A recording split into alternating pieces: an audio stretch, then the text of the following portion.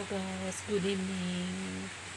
Kaya magandang gabi. Ay, ano na pala ngayon, madaling araw na pala guys. Alam niyo ba na hindi pa rin ako nakakatulog guys.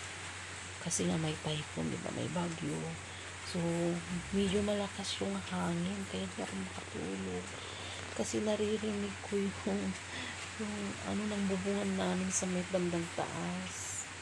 Parang inaangat-angat mga hangin yung bubungan namin.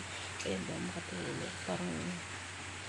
Parang iniisip ko, baka mamaya bukas, pagising namin, wala na kaming bubungan sa taas. Kaya hindi ako makatulog. Tapos isa pa, ito umuulan siya guys. Malakas din yung ulan. Kaya kanina pa ako, nagdadasal na sana tumigil na sana yung typhoon na ito. Isang linggo na rin dito sa amin na puro na lang ulan guys, talaga.